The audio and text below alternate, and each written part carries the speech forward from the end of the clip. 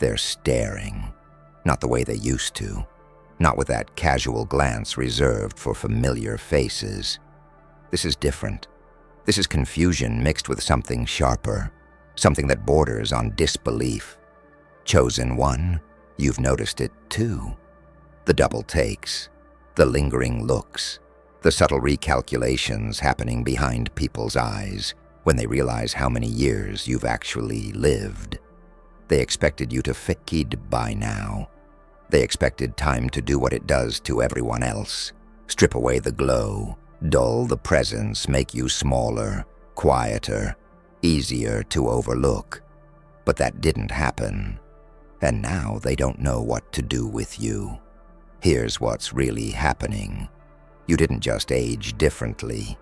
You violated an unspoken agreement most people make with time.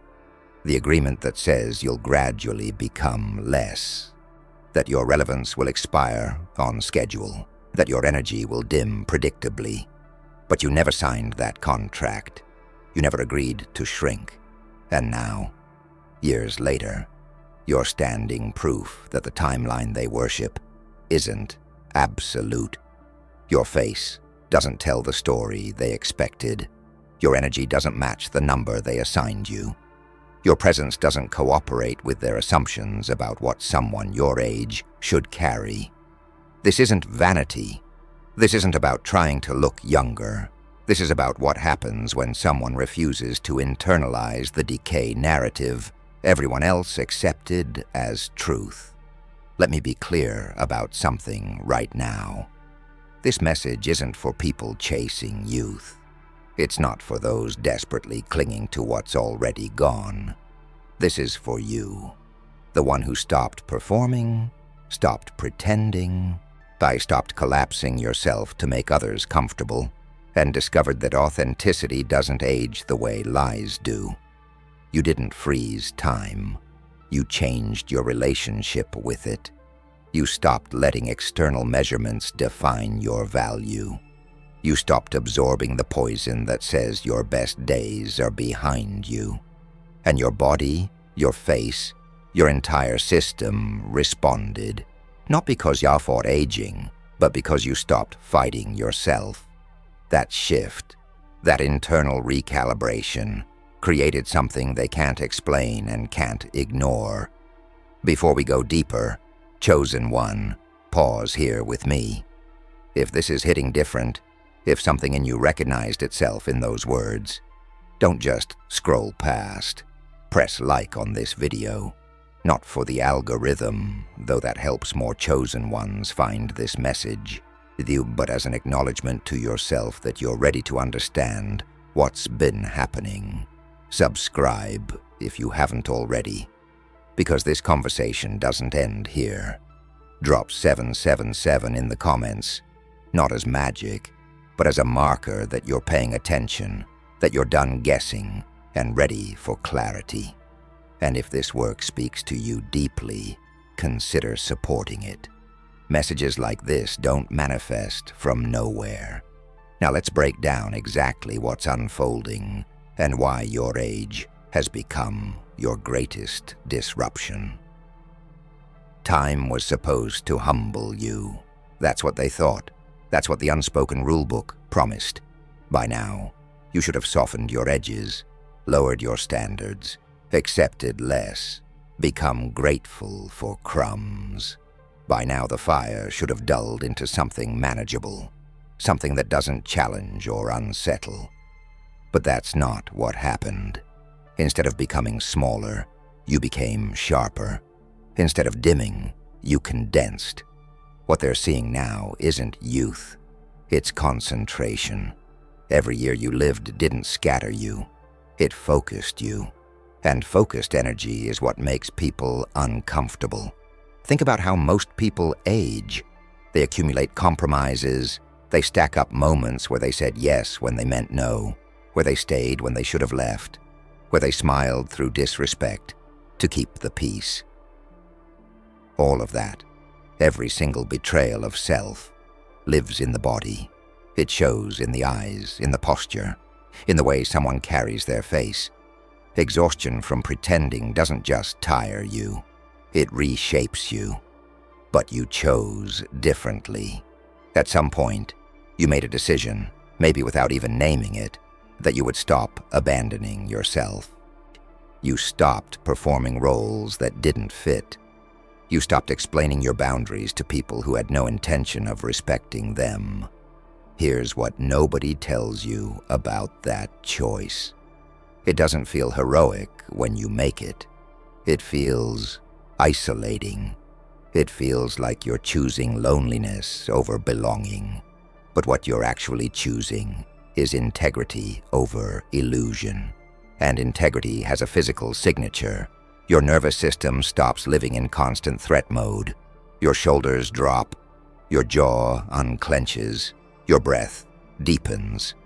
Inflammation, not just the physical kind, but the existential kind, begins to release. Your body stops bracing for the next violation and starts repairing itself. This isn't metaphor. This is biology responding to truth. When you stop lying to yourself, your system stops paying the metabolic cost of maintaining that lie. Now they're looking at you and the math isn't adding up. You should be worn down by now. You should look tired, desperate, or resigned. Instead, you look solid. Not hard, not closed off, but rooted.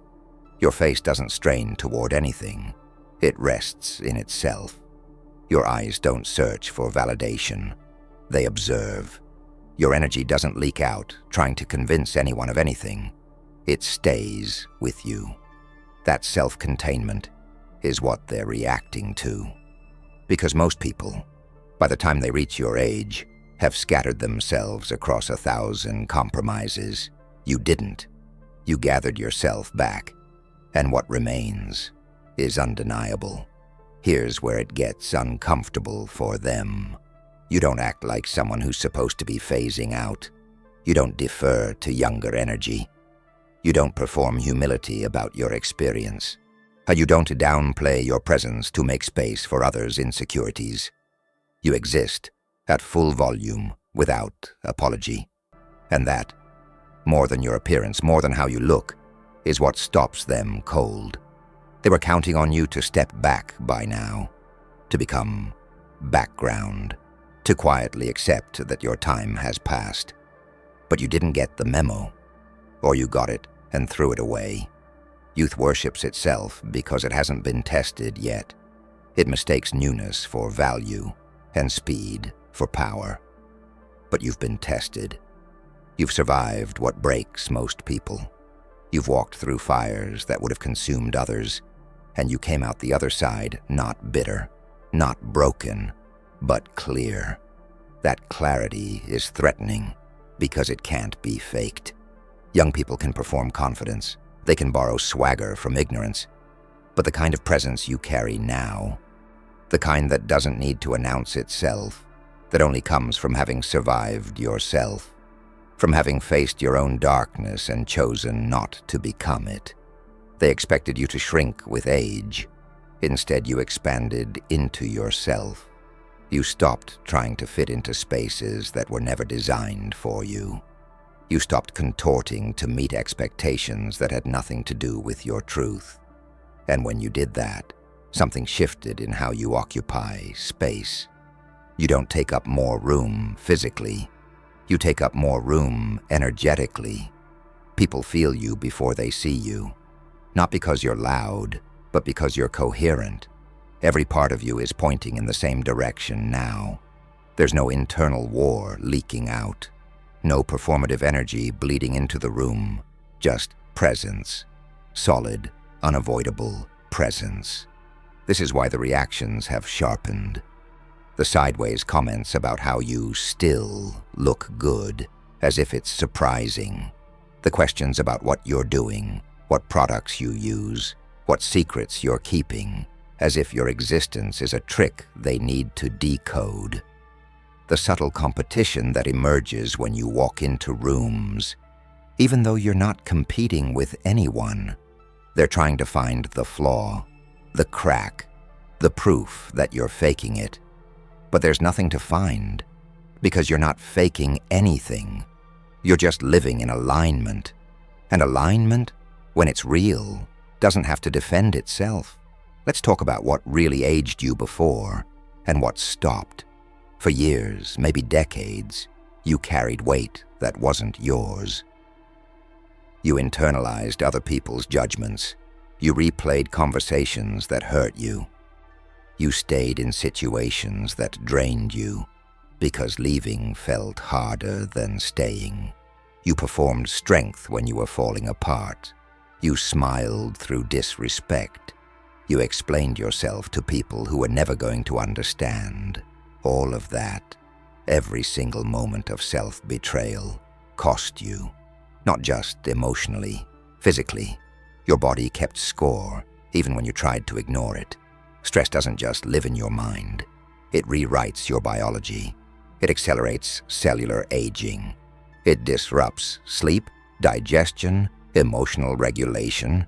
It keeps your nervous system in fight mode until exhaustion becomes your baseline. People who live like that for years don't just feel old. They become old faster. Their faces hold tension. Their bodies move with hesitation. Their presence feels guarded, wary, collapsed. But somewhere along the way, you stopped doing that. You stopped carrying what wasn't yours. You stopped explaining yourself to people determined to misunderstand you. You stopped performing for audiences that would never applaud. When you made that shift, your body noticed. The chronic tension began to release. Your sleep improved, not because your circumstances changed, but because you stopped betraying yourself before bed every night. Your digestion settled because you stopped swallowing what didn't belong to you. Your face softened because you stopped wearing the mask of someone you never were. This isn't magic. This is what happens when internal and external finally align. When who you are and how you live match. The body stops fighting itself. It stops aging from the inside out through sustained dishonesty. It starts moving at its own pace, undisturbed by the timeline everyone else worships. Here's what they don't understand. You didn't beat time. You stopped letting time be weaponized against you. You stopped internalizing the narrative that aging equals irrelevance.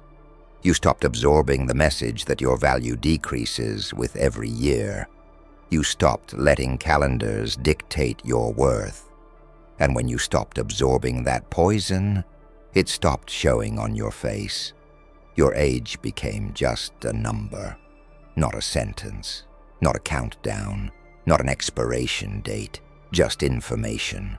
Neutral information that has nothing to do with your power, your presence, or your purpose. What people see when they look at you now isn't something you're trying to project. It's not an act. It's not strategic. It's the natural result of years spent becoming honest. You're not performing youth. You're embodying truth. And truth, when it's lived long enough to settle into the bones, creates a kind of presence that youth can't replicate.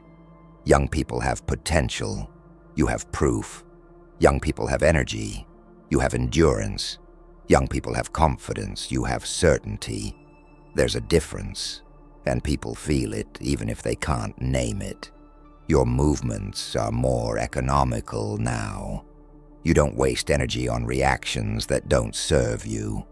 You don't speak to fill silence.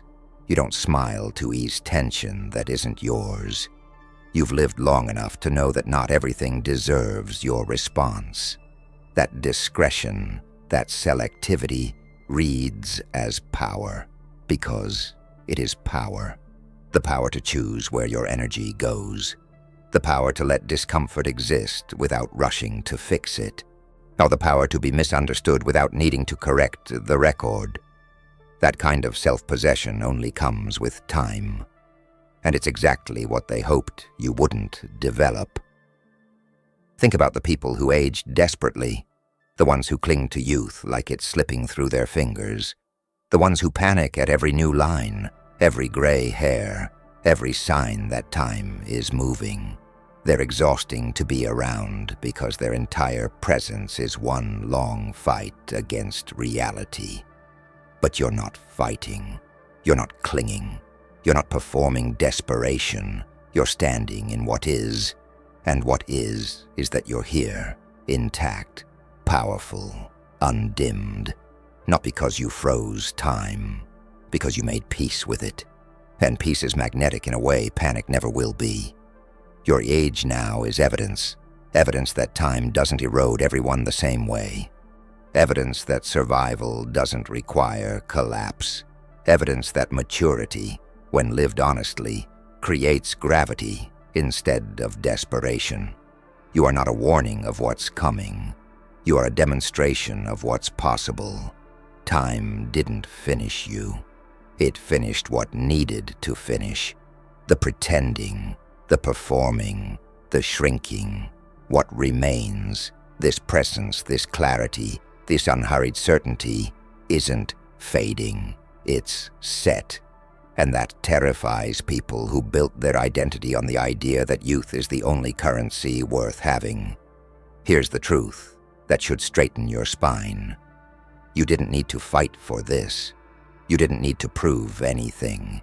You just needed to stop abandoning yourself.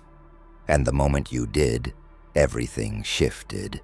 Not because the world changed, because you stopped cooperating with narratives designed to diminish you.